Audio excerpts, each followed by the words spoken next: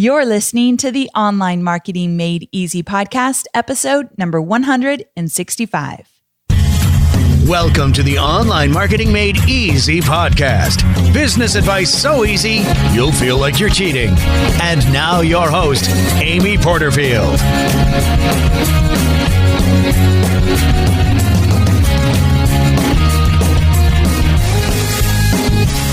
Well, hey there. Welcome back to another episode of the Online Marketing Made Easy podcast. I'm your host, Amy Porterfield, and today we are talking about how to troubleshoot your biggest webinar challenges.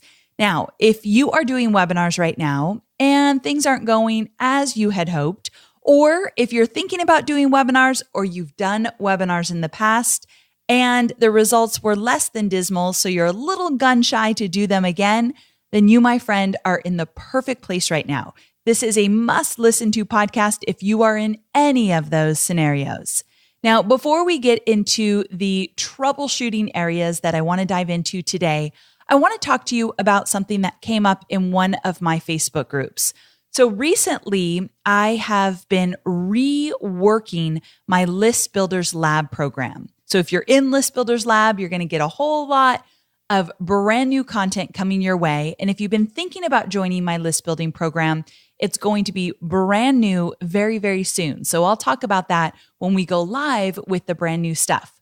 But I've been diving into surveys about the program from my students, ways to make it better, where they're struggling, if they're not getting to the finish line, why is that?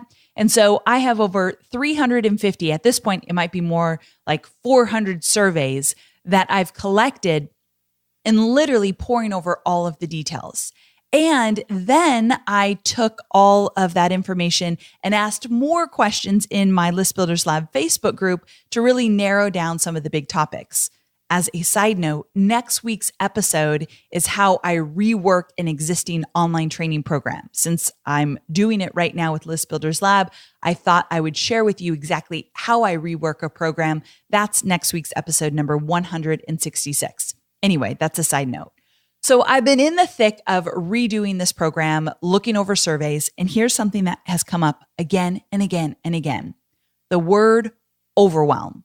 Any which way you want to say it. I'm overwhelmed. This is feeling overwhelming.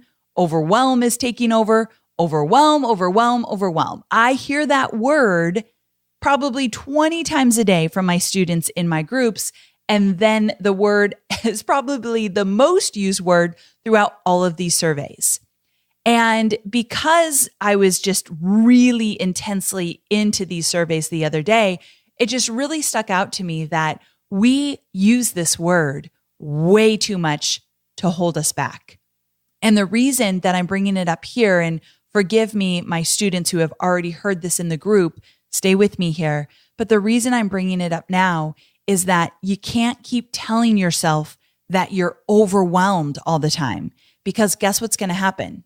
You're going to stay overwhelmed. There's nothing good that could come out of telling yourself every day, I'm stressed out, I'm overwhelmed, this is too hard, I can't figure out the tech.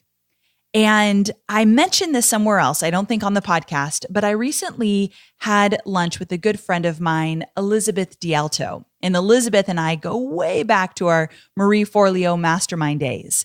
And she said that she hears this a lot in her groups as well. And she's a tough little New Yorker. And she said, this is what I say to my students. I say, if you're so overwhelmed, if you're so stressed out, if you're miserable, then maybe you shouldn't be an entrepreneur.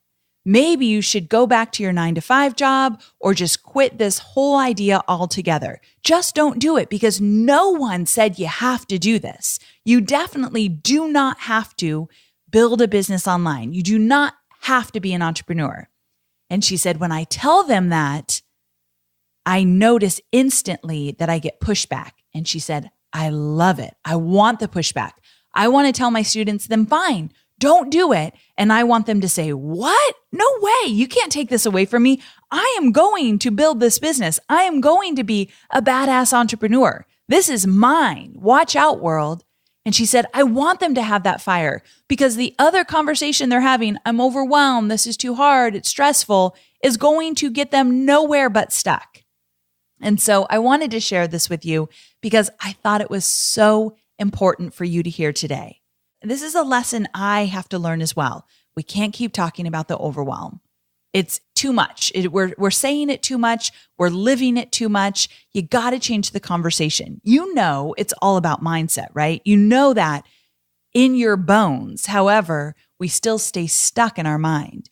So instead of saying today, this is overwhelming, this is too much, this is too stressful, I'm overwhelmed. Instead of saying that, let's flip the switch on the conversation we're having in our head. And instead, try something like, okay, today I'm going to figure out this one thing. I'm going to take action on one thing today that's going to move me forward. Or I get to do this. That's another thing my husband Hobie talks about a lot with me. So when I go down negative town, because I definitely do, when I start saying, I have to do this, or babe, I can't go to the movies with you right now because I got to get this done. I have to do this.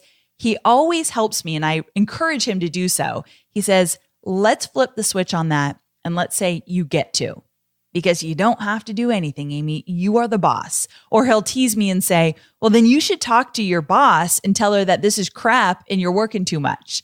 And right away, it kind of puts me back into state like, oh, wait a second, I'm calling the shots here. So let's start talking about what we get to do. And let's start talking about taking action and putting our head down and doing the work versus talking about how stressed out and overwhelmed we are. Okay? Does that sound good? Just today, just focus on today. Watch what you're saying to yourself. Really be careful what you're saying to your husband or your wife or your friends, what you're saying to yourself in your head. Let's flip the switch on that conversation because it's getting us nowhere. Deal? Okay.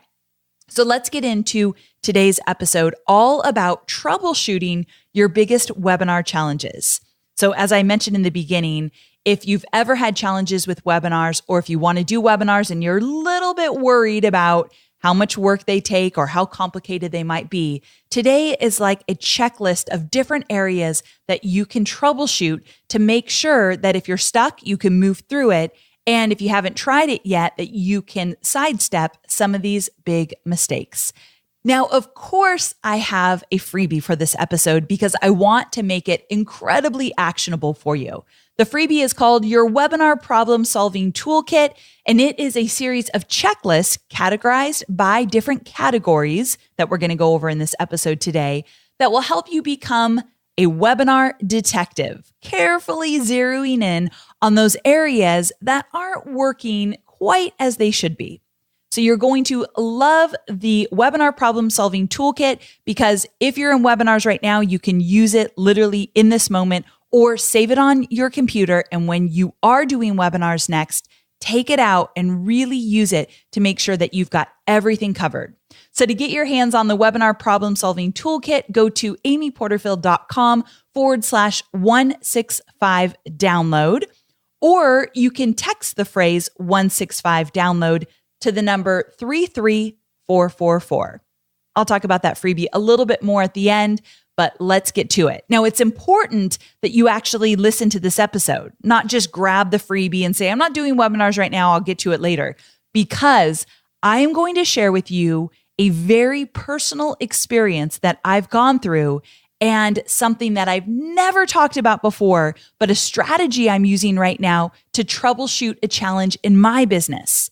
And it's going to be the very last strategy I share with you today because it kind of sums up everything that might be going wrong in a campaign you're doing, and it identifies what's going wrong. So even if it's not a webinar campaign, maybe you're doing a challenge or a video series or an email marketing campaign, whatever it is, this final strategy I'm going to share with you on this episode could totally identify what exactly is not working. It's so good, but I want to save it to the end.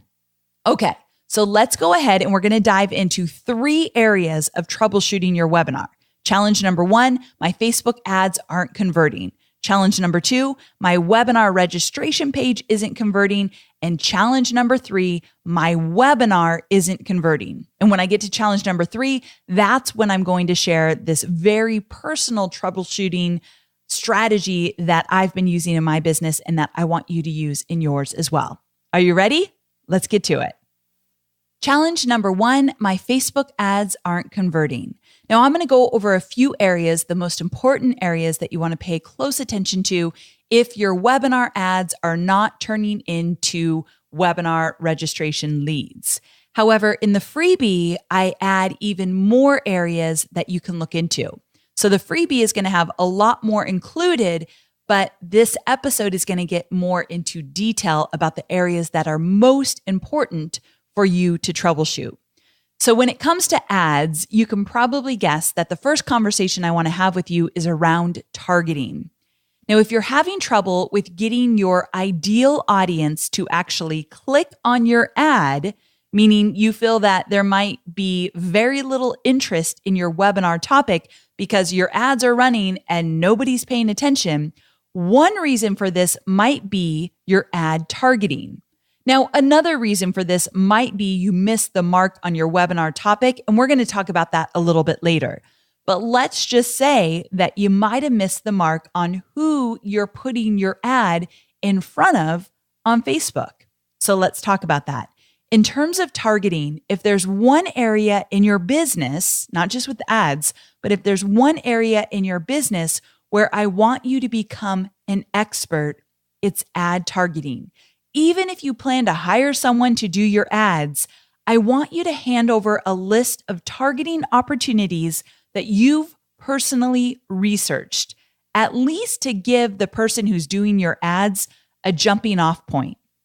So I love the idea of using a Google Doc to keep a running list of all of your targeting ideas, a list of all the pages on Facebook that you've either tested yourself already or you want somebody to test for you, and all of the retargeting combinations that you've thought of as possibilities. Again, you want to master this area in order to optimize every penny you spend on ads. So when it comes to the fact that maybe nobody is paying attention to your ads, they're just not even clicking on your ads, or very few people are clicking on your ads and nobody's actually opting into your webinar, I would start with the targeting. I would make sure that you're using multiple ways to target on Facebook. So I want to make sure that you are targeting other people's Facebook pages. I want to make sure that you're targeting your own Facebook fans. You're targeting your own email list if you have one. And most importantly, I think, is that you are retargeting. You're retargeting everybody that does click the ad and goes to the registration page but doesn't actually opt in. You're retargeting everybody that comes to your website or maybe comes to specific pages on your website that have to do with your webinar topic. You're retargeting in any way possible. You can even retarget the people that are engaging on your Facebook page. Or I've talked about it a lot, retargeting anybody who views one of your Facebook Live recordings on your Facebook page. You could retarget all those video views, whether they watch live or they watch the recording. Retargeting is definitely where it's at. So if you're not doing all of these things, you definitely are not doing enough with your Facebook ads. And this is one area that you can troubleshoot. This is where I want you to start if your ads are not converting well. Now, I have some resources for you. So if you think, okay, Amy, I really haven't honed in on the targeting opportunities for my ads. So it's not really fair to say that they're not working because my targeting sucks. That's okay. You can say that. Sometimes that happens. So because of that, I want you to listen to episode number 92, Facebook Ad Targeting 101. I did that episode with Rick Mulready, one of my favorite episodes. And I want you to listen to episode number 138 of Rick's podcast. So Rick did an episode just recently, and it was called Facebook Ad Objectives, what they mean and how to use them. So even before you get to targeting, you have to choose the ad objective. And the ad objective works in hand with your ad targeting. And that's why I wanted to bring it up here. Rick literally just texted me yesterday and he said, I did a really, really good podcast episode. People have been asking me about how to choose the objective for my actual ad campaigns. And I thought, oh my gosh, perfect timing because I want to tell my audience about that. So it's at rickmulready.com, episode 138. I'm going to give you a lot of links in this episode, and I'm going to include all of the links in the show notes. So amyporterfield.com/165 can be your one-stop shop.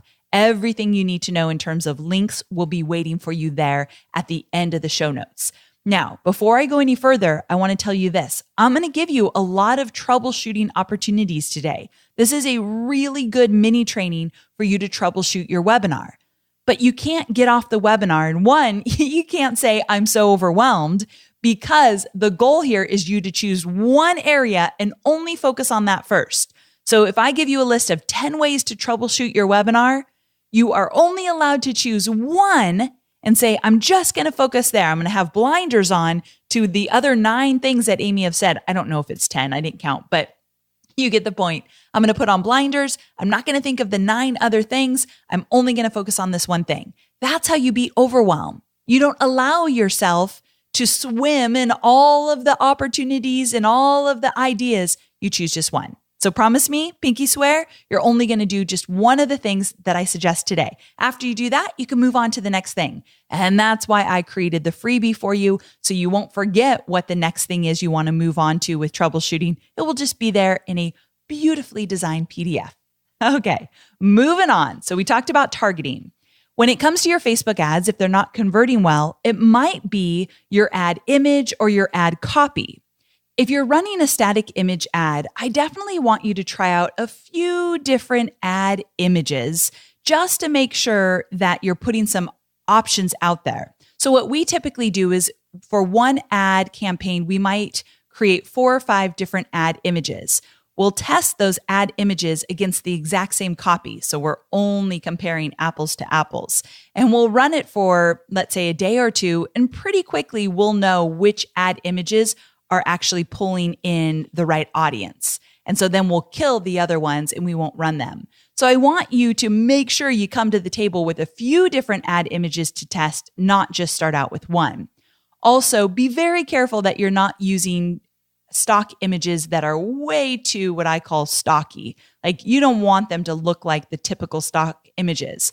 So no guys in briefcases in a boardroom or a bunch of people in business suits giving high five. Like, we know to stay away from that cheesy kind of stuff, right? Well, even more so now, I feel that you can play around with your images and try stuff that you've never done before. And what I mean by that is, I want you to look in your newsfeed, and I want you to pay attention to the images that are really grabbing your attention. That's the best way to figure out what's working now, because so many people are running ads that there's no way you're not seeing them in your newsfeed. And here's another little tip. If you're not seeing a lot of ads in your newsfeed, maybe you need to go and like a bunch more pages on Facebook. Definitely like your competitors' pages, because if they're running ads, you definitely want to see them. A lot of people, speaking of targeting earlier, a lot of people will target other Facebook pages. So if you're a fan of a certain Facebook page, you're likely going to see ads in your newsfeed. So what I do is I make sure I'm a fan of a lot of different Facebook pages, a lot of different niches, so that I can see a lot of variety of Facebook ads. I want to see the ads in my newsfeed because I'm a student of Facebook ads. I want you to do the same. Okay, so coming back to images, I don't want you to use those stock images that are really cheesy. So what I've done is I put together a short list of resources for stock images that don't look cheesy. I know I'm using such a technical term here, right? My designer, Jessica Ray, has some great resources that she shared with me, and I'm going to put them in the show notes. So I think there's at least 3 different sites I'm going to send you to. They're not all free, but they're worth investing in, and you can look at these images and see if they're going to be something that you want to check out. Okay, so moving on to copy. When you're troubleshooting why your ad is not working, you definitely have to pay attention to the copy as well. Now remember, you're not going to change up the image and the copy at the same time, because then you don't know which one wasn't working. So you're doing these things one by one. But when it comes to copy, conversational. It's got to be conversational, and it has to be attention grabbing. So again, when you're in the newsfeed, if you see an ad that grabs your attention, likely it's going to grab your attention because it's a video ad or it has a good image. But second to that, when you start reading the ad copy, is it good? Does it grab your attention? Does it pull you in? Does it make you want to click? If not, if it's boring, what is boring about it? So pay attention to that as well. Now, here's what I do, and I want you to take this action. I want everybody listening to take this action. I want you to make sure you use something like Jing or Snagit or Stitch. So I'll link to all three of those in the show notes, Jing, Snagit, or Stitch. And all of them allow you to take screen grabs, whatever you're seeing on your computer. But beyond just taking a screen grab, the reason I like Stitch the best is I think it takes the most crisp pictures of all those three tools. But Stitch allows me to take an image and then quickly save it as a JPEG or a PNG on my computer. Now, the reason why I actually want to save it as a file is because if you use, let's say, Dropbox, I want you to create a Dropbox folder that says Facebook ad examples. And then in that Dropbox folder, I want you to have 3 folders from there. One that says add images, one says add copy, one says other. And every time you see a really good ad that has great copy or great imagery or just something different about the ad that you love, take a snapshot of it and save it right then and there. And the reason why I'm taking it one step further and saying get organized in your Dropbox is because how many times have you taken a snapshot of something that you wanted to remember and you have no idea where it lives on your computer right now? I think we've all been guilty of that. So get organized. Again, you're becoming a student of Facebook ads. So I want you to take those snapshots, file them right away in the folders. And so next time when you sit down to create your ads, you've got this great swipe file of all these examples that you really find valuable and you can use them for inspiration. So I want you to do that today. That is one action I want you to take right away. Okay. Moving on when we're talking about troubleshooting your Facebook ads. If you've been using static image ads since the day you started running ads, then I want you to consider doing a video ad instead. In almost every instance that I've seen in my business, a video ad will convert way better than a static image ad. Now, if you're going to do a video ad, I would make sure that you look at some resources and get some tips on doing video ads. Rick Mulready talks about them on his podcast. Digital Marketer has a podcast called Perpetual Traffic. They talk about video ads. So before you do them, learn a little bit about how to do a video ad, and 1,000,000% it is worth your time and effort to do so. So running a video ad to talk about your webinar and to encourage people to sign up for it, that is a game changer in most situations. So I want you to look into that if you're not doing it yet. And the final thing I'll say about troubleshooting your webinar registration ads is you got to make sure that you have the pixel in all the right places.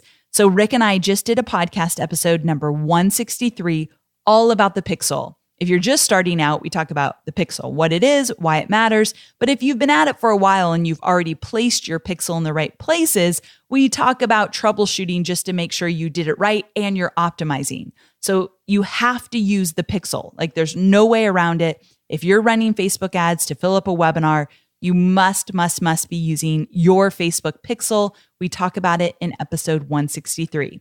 Okay, so at this point, I want you to take a deep breath. I want you to shake it out a little, shake your body, and know that I just went over a few different ways, a lot of ways that you can test your Facebook ad if it's not converting to get webinar registrants. You're only going to choose one of those at a time, right?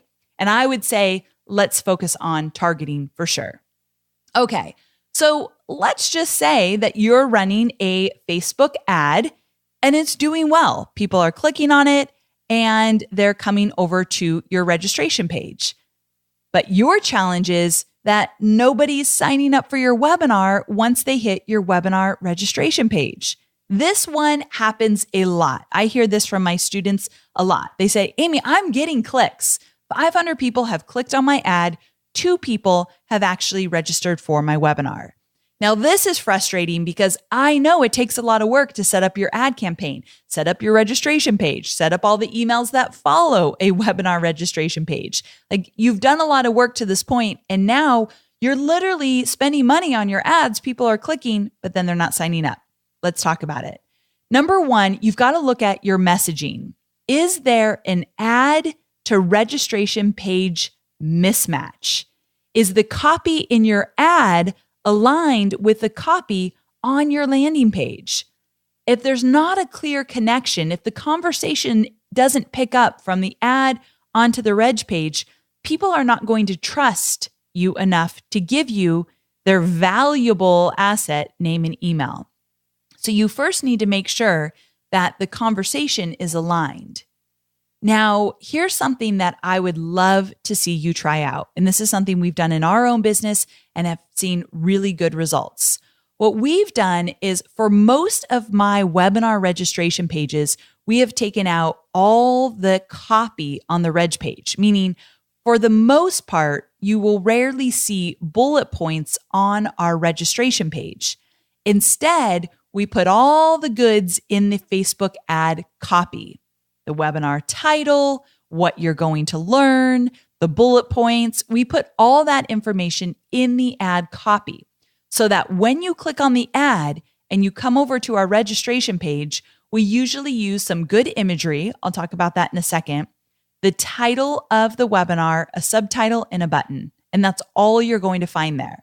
Now, I want to show you what this looks like. So in the show notes, we actually have an image in the show notes of one of my webinar registration pages that is exactly how I just explained it. But sometimes it's easier to see it than just to hear it. The reason why we do this is when somebody clicks on the ad, we want it to be a no-brainer decision to sign up. And when you go to a registration page and you already have the information about what you're going to learn, the only thing you need to do is click and sign up. You don't need to read everything on the registration page. You don't need to decide if this is something you want to do. You've already decided because of the actual ad. And so this no-brainer decision gets people just to sign up right away, like, boom, I'm signed up. And we have seen a huge increase in conversions from ad to actual landing page signups when we did this. We've been doing this for over a year now, and it works really well. It doesn't work for everybody. It works for my business, but I want you to experiment to see if it works for your business as well. And what you could do is you could run 2 different ads going to 2 different landing pages, and you can see, is it the longer landing page that works best with shorter copy in your ad, or is it a combination of a different way to do it? You get the point. So I want you to try that for sure. Again, an example of the landing page, an image of it will be at amyporterfield.com/165. Okay, so speaking of your landing page, I mentioned that we usually use an image that is appealing to my audience, whether it be an image of me so they can identify, oh, I'm signing up for Amy's webinar, or sometimes it's not an image of me at all. Actually, let me see if I can grab 2 images, making no promises, but I think I could find 2 different images. One includes me, one doesn't, so you can see the difference. Both of them are converting well. Okay. So imagery matters, and lead pages, which is my tool of choice. So if you just go to amyporterfield.com/lead pages, you can check out the tool I use for all of my landing pages. And they have a template that is meant for just one big image and a little bit of copy. And it's one of their highest converting templates, so worth looking into. Now, there's one more thing I want you to think about. And that is that if you are going to use more copy on your landing page, I think it's wise to have a little section about who you are, especially if you're marketing to a cold audience. So if you do add more copy on the landing page, at the very bottom, if you put a little blurb, it doesn't have to always be at the very bottom, but typically that makes the most sense, a little blurb about why you are the best person to teach this content. So here's where it gets a little bit tricky. It's not a bio. It's not like 5-6 sentences of your bio, but you're writing it specifically for the webinar you're teaching.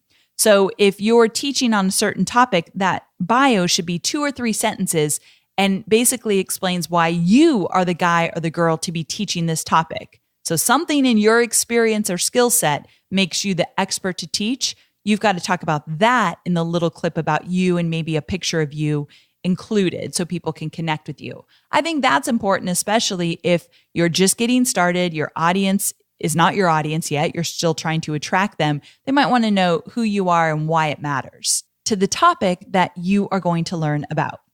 All right, I have two resources for you that I want you to check out. They are both blog articles that are incredibly valuable, and they were written by Lead Pages, the company that knows what converts. So I want you to 1,000,000% check out these two blog posts. The first one is called Help, Why Isn't My Landing Page Working? 17 Common Flaws That May Be Blocking Your Success. I read it. I thought it was stellar. The second one is 6 Clear Signs It's Time for a Landing Page Redesign. So if you've been using the same landing page for a while and it just has stopped working, or if you've been using one and it's just not working at all, both of these articles are going to be valuable. I'll post them in the show notes. Moving on. Challenge number 3. My webinar isn't converting. So we've already gone over the challenge of my ads aren't converting, and we've gone over the challenge my landing page isn't converting. But what if you are getting people to that landing page, whether you're using ads or maybe you're using social media free traffic? People are coming to your landing page, they're signing up for your webinar, and now your webinar itself isn't converting. And I'm going to back up a little bit because you might even be saying, Amy, it's not that my webinar isn't converting. I'm not sure if it even converts. Nobody's showing up. They're signing up for my webinar, but they're not even showing up. So first, let me address that. If you're getting people signing up for your webinar, but then your show up rate is less than 25%, that typically is the average show up rate. I encourage my students inside my program, Webinars That Convert, to get to 40%. And I give them a lot of tools and tips to do so. But 25% is the average. And if you're not seeing that, then a few things might be happening. Number one, you might be having people sign up for your webinar too soon. So typically, if it's more than 10 days before the live webinar, that's a no-go. But I even think 10 days is probably too long. I like to fall into the window of 7 to 5 days. And then I know that if you sign up for my webinar 2 or 3 days before I go live, you're actually more likely to show up live. So what happens is if I sign up for your webinar 12 days before you go live, I have lost interest by the time the webinar hits. I don't remember why I was so excited, and the 20 action items on my list that day are going to get in the way of me actually showing up. And then I'll have great intentions to check out the replay, but then I likely never will. So this happens to people every single day. My webinars, your webinars, it's happening. So one thing that I do is I try to get the most signups right before I go live. So I might increase my ad budget just a few days before a live webinar. We're talking live webinars at this point. So I'll increase my ad spend just a few days before. Or I'll do a few webinars. So I'll give them a 2 or 3 webinar dates to choose from, but they're usually back to back, like a Wednesday, Thursday, Friday. And so I'm marketing just days before each of those leading up to it. Another thing is you must have a pre-webinar email sequence in place. All of my students in Webinars That Convert, you already know this, but if you're not in my program, let's talk about it just really quickly. It's important that when someone signs up for your webinar, up until the day of your live webinar, you're sending them emails to encourage them to get on live. But that's not all you're doing. You're sending them an email. Let's say you obviously are sending them the registration email right away, instantly. You just signed up. I'm so excited. You're all registered. Here's what to do next. It might be download this workbook. We'll use it on the webinar, or check out this blog post in the meantime, whatever it might be. But you're giving them the registration information, having them mark their calendar. But as you're getting closer to the live webinar, you're sending them emails. It's almost here. I'm so excited. I'm putting the final touches on it. Let me give you a little snapshot of what you're going to learn. Or you might tell them a story or whatever. You're engaging with them. You're building the relationship with them even before they get on that live webinar. Your pre-webinar email sequence, incredibly important. So that's going to help you get more people on live. Another thing we've done is we'll actually send out an email the morning of a live webinar, and we're only sending it to those that registered for the webinar.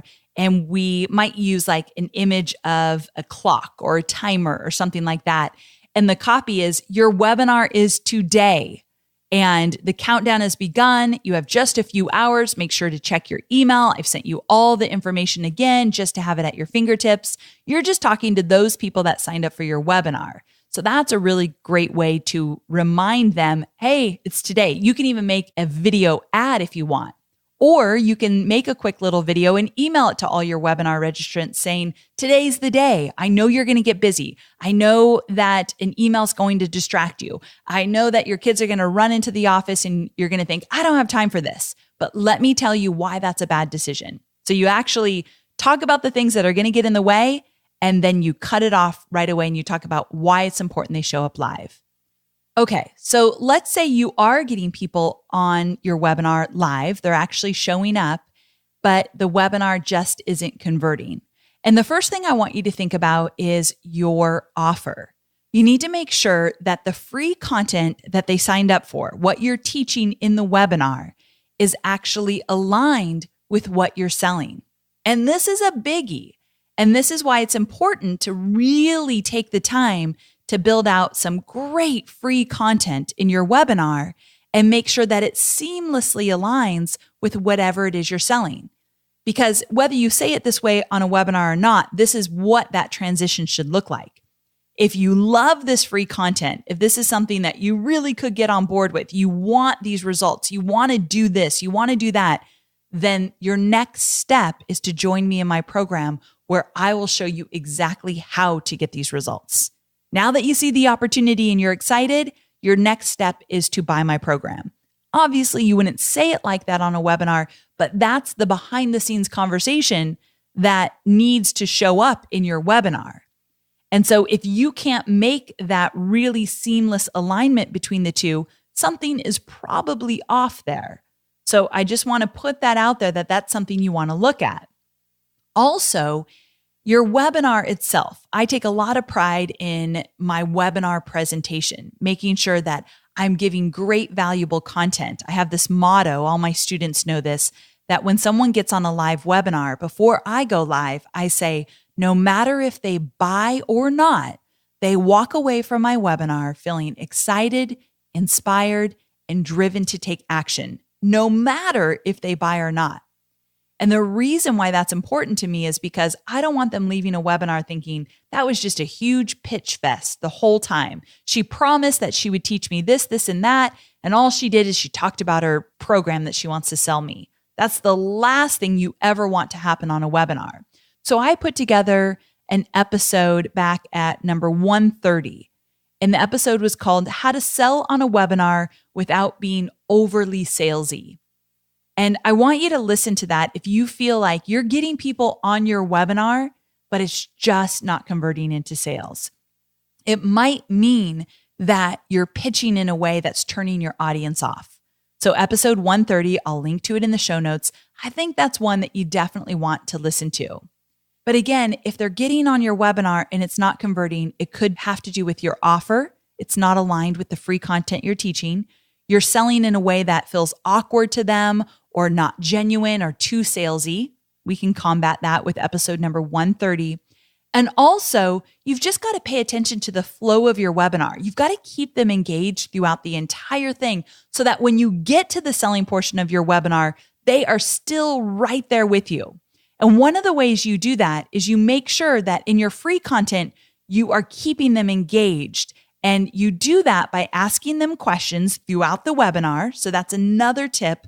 During the webinar, are you asking them questions? Are you having them type into the chat? Are you responding to those chats if it's a live webinar? Really, really important. But in addition to that, I always tell my students that you want to have at least 80 slides for a 60-minute webinar. And some people hear that and think, what? Are you crazy? But in this case, less is more. So if you're doing a webinar for a full hour, at least 80 slides, I like to say 100, but I know that really freaks out some of my new students. So let's start with 80. Let's move to 100 as you get a little bit better with this. But what that means is that on each slide, you might have an image with one word, or you might just have an example of a screenshot you took, or you might just punctuate it with a quick little quote, but you don't have a bunch of stuff on your slides. So in my opinion, you hardly have any bullet points whatsoever.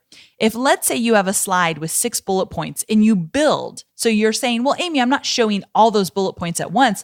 I click return and I build up on the slide. Instead of building through bullet points, make that 6 different slides with just a few words on each slide to punctuate your point. So that makes a really big difference because you're constantly moving your slides and that brings them into the presentation.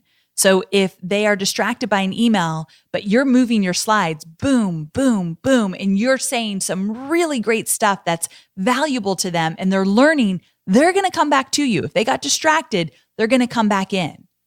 And at any point during your webinar, you can even say, hey, if you're multitasking right now and something else grabbed your attention, come back to me because this next tip I'm going to teach you is so invaluable that you never want to miss it. So you can kind of be a little bit playful with that as well. But just know that part of the reason why you might not be converting on your webinar is that it's disorganized or it's boring or it just isn't keeping their attention. And so by the time you get to the selling portion, you've lost them. So it's important that you pay attention to the flow. And so I'm going to link to some resources in my show notes where I've talked about putting together your presentation just to make sure that you have it designed in a way that's going to be incredibly valuable for your audience and keeps their attention throughout the entire presentation. Now, remember at the very beginning of this episode, I promised you a strategy that I am literally doing in my business right now. And it's really, really good. And you can use it with webinars or any campaign that you're running. Well, here it is. So I got to deliver on my promise. We recently had a situation where we were running an automated webinar that was converting like crazy. But it's been running for a long time now, and we've exhausted some of our best targeting options, and we noticed that it's just not converting into sales like it used to. So what we decided to do is we decided to do a full funnel evaluation/audit. And I wanted to share this with you because this is something you can do as well. So let me explain what you would do. If your webinar just is not converting and you know that some of these troubleshooting tips I just gave you could be helpful, but you feel like maybe it's a bigger thing that maybe you're just missing something. Something just seems off and you're not really sure what it is. Well, you might want to start with a funnel audit or funnel evaluation, whatever you want to call it. Let's just call it an audit. So here's what you would do. You would hire somebody or use somebody on your team that knows your audience, understands the program or service that you're selling, and has a good eye for copy that converts. So in some cases, maybe you're using a copywriter that you feel really comfortable with. You know, they understand you. They've written copy for you before. They understand your audience. So you could use a copywriter. You could use somebody on your team that's really well-versed in everything that your program is all about. You could hire somebody and kind of fill in the holes for them, but you know that they're a really talented marketer. They'd have a good eye for this. So you can decide who you want to use. But once I explain what the audit looks like, then it will probably be clear to you who you want to use. Okay, so here's what you do. You have somebody go through your entire campaign. A campaign, a funnel, I'm using those words interchangeably. That means that he or she will start at the entry point of your funnel. For me, that means they started with my Facebook ads. They looked at the Facebook ads that were leading to the webinar registration page. So this person starts at the beginning of your funnel and they experience it just like a student or possible student, a potential customer would experience it. So they start and they look at your ad, they read your ad or they watch your video ad, whatever it might be. And then they click over to the webinar registration page and they evaluate the entire webinar registration page, making sure that there's alignment between what the ad says and what the registration page says. They opt in and they get all the pre-webinar emails. You can do this in real time or you can just give them everything and show them what the flow looks like. So they can opt in like they're really going to be someone that's registering for your webinar, or you can just give them everything to review. But then they look at all your pre-webinar emails. From there, they get on the webinar, they watch the entire webinar, and then they get all the post-webinar emails, the promo emails that you're sending out, and they pay close attention to the offer as well, the sales page, wherever you're sending them. They pay close attention to the replay page that people are going to see if they didn't see the live webinar. So they look at every asset as though they're going through the funnel to be possibly become a customer of yours. So they're doing this audit with an eye on, is this the right messaging? Does this make sense? Is this compelling enough?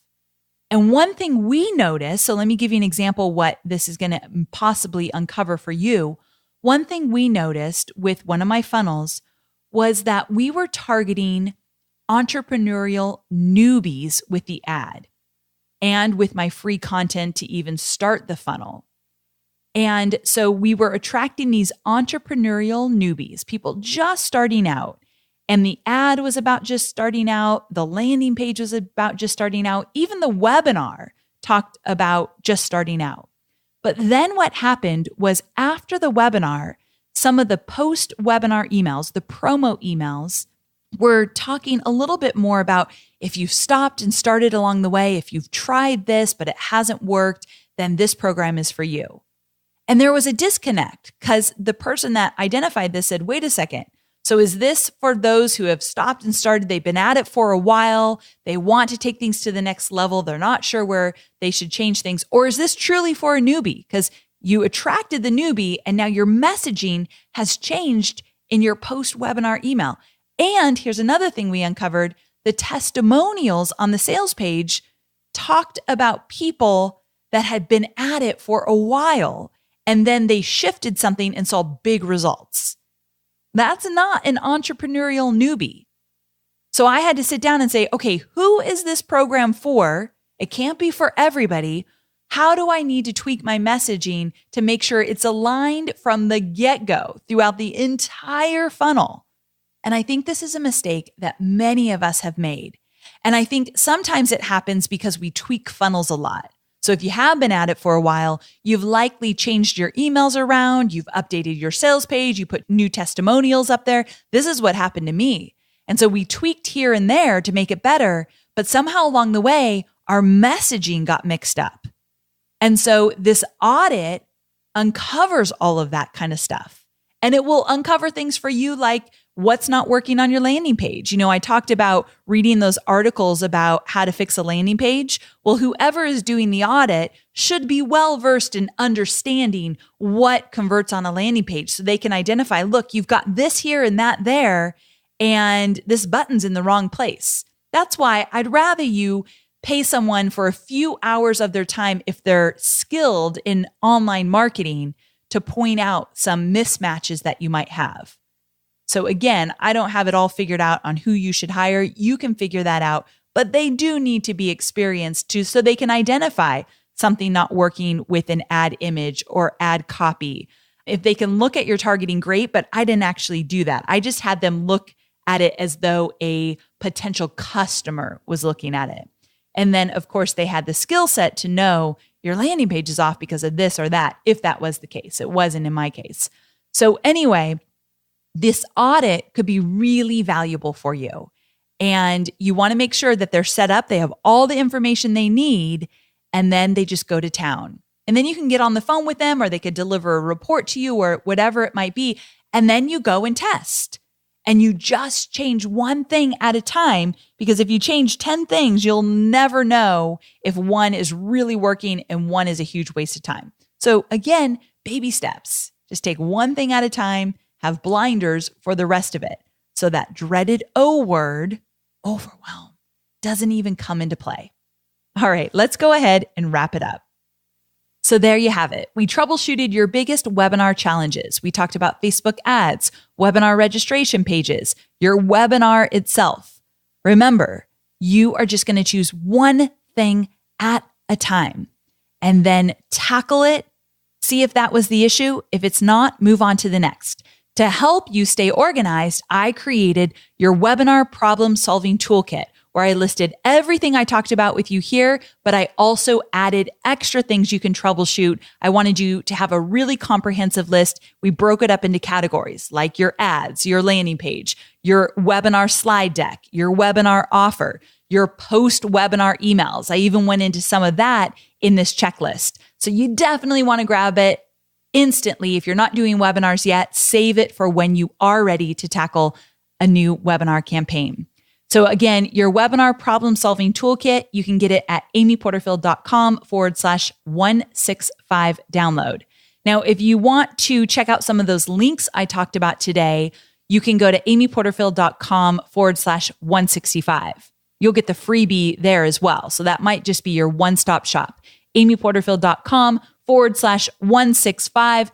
Everything, including the freebie and all the links and that example of that registration page I promised you, all of it can be found at amyporterfield.com/165. So there you have it. I started the conversation today talking about the fact that we've got to flip the switch on the conversations we're having in our head. So now that we've gone through this entire episode, promise me, if you do nothing else today, you're just going to be very aware of how you talk to yourself, how you express what you're feeling and what's going on in your business, and see if you can flip the switch to have a different conversation, because I promise you, if it does nothing else, it's just going to make sure that you have a better day and that you're kinder to yourself, you're kinder to those people in your life that matter the most. So be very careful with those conversations. I cannot wait to meet you here again next week. Next week's episode, number 166, is a play-by-play of how I rework an existing online training program to make it better. So I've been in the thick of it with List Builders Lab, and I want to talk to you about how I rework a program. So I don't have to start from scratch, but I got to make it better. And I'll tell you how I do that in episode 166 next week. I cannot wait to see you here again. Have a wonderful week. Bye for now.